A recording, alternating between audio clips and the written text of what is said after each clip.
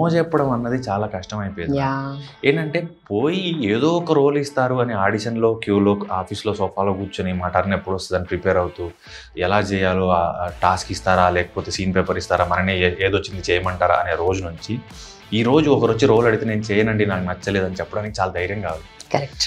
So చాలా మదన పడేవాడిని. No చెప్తే ఏమనుకుంటారో, నో చెప్పొచ్చో లేదో, తప్పు చేస్తున్నానేమో, ఈ సంఘర్షణ ఎక్కువ ఉండేది. అండ్ అది హీరో అయ్యాక ఇంకెక్కువైంది. యాహ్! ఏంటంటే ప్రొడక్షన్ హౌస్ వాళ్ళు మనతో సినిమా చేయడానికి కొంత కోట్లు అవసరం అవుతాయి ఎంత చిన్నగా చేయాలన్నా. అండ్ వాళ్ళు మన దగ్గరకు వచ్చి నిన్ను హీరోగా పెట్టి సినిమా చేస్తామంటే నో చెప్పొచ్చా? ఇది ఏమన్నా బలుపు కిందికి నాకు అంటే నా క్రాస్ చెక్ చేసుకునేవాడిని. కరెక్ట్గానే ఆలోచిస్తున్నావా, సిమితంగా ఉన్నావా, ఆలోచించి డెసిషన్ తీసుకో. ఒక్క సినిమా రేర్గా నచ్చుతుంది. అలాంటిది నువ్వేమన్నా అనాలోచితంగా ఆవేశంగా డిసైడ్ చేస్తున్నావా ఇది బాగుంది బాగలేదని ఎక్కువ ఈ దాంట్లో నాతో నేనే ఎక్కువ ఫైట్ చేసుకునేవాడిని.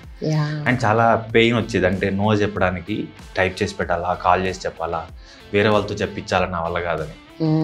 అక్కడి నుంచి మెల్లమెల్లగా నేర్చుకుంటూ ఇప్పుడు నో చెప్పగలగడానికి వచ్చాను. ఈవెన్ టైప్లోనే ఎక్కువ చెప్తాను. ఓరల్గా చెప్పడం కూడా నాకు చాలా ఇబ్బందిగా ఉంటుందా?